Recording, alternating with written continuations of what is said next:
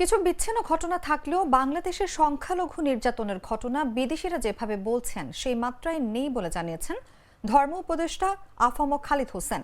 মঙ্গলবার সচিবালয়ে ওমরা ভিসা জটিলতা নিয়ে সংবাদ সম্মেলনে প্রশ্নের জবাবে উপদেষ্টায় কথা বলেন। যুক্তরাষ্ট্রের গোয়েন্দা প্রধান তুলসী গ্যাবার্ট বলেছেন, বাংলাদেশ সংখ্যালঘু নির্যাতন নিয়ে তারা উদ্বিগ্ন। এ বিষয়ে উপদেষ্টা বলেন, এটা আমাদের সরকারের নলেজ এসেছে। আমরা তো এটা বারবার অস্বীকার করে আসছি যে আমাদের এখানে পারসিকিউশন অব মাইনরিটিস বিদেশিরা যেভাবে বলছেন সেই মাত্রায় নেই। কিছু বিচ্ছিন্ন ঘটনা তো আছে, তারপরও আমরা অত্যন্ত সজাগ রয়েছি। কিছু কিছু মাজারেও হামলার ঘটনা ঘটছে, ভাঙচুর হচ্ছে। আমরা অত্যন্ত সিরিয়াস এবং আইন শৃঙ্খলা রক্ষাকারী বাহিনীর দৃষ্টি আকর্ষণ করছি।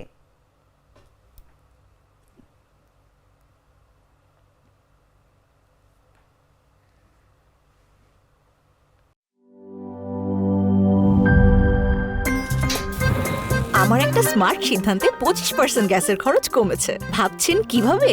সাধারণ গ্যাস স্টোভ বদলে আমি এনেছি আরএফএল গ্যাস স্টোভ। এর সাইন্টিফিক নজল ও ব্রাস বার্নার ক্যাপ সমানভাবে তাপ ছড়িয়ে রান্না করে দ্রুত। তাই গ্যাসও বাঁচায় 25%, টাকাও বাঁচে 25%। আরএফএল গ্যাস স্টোভ নিরাপদ ও গ্যাস সাশ্রয়ী।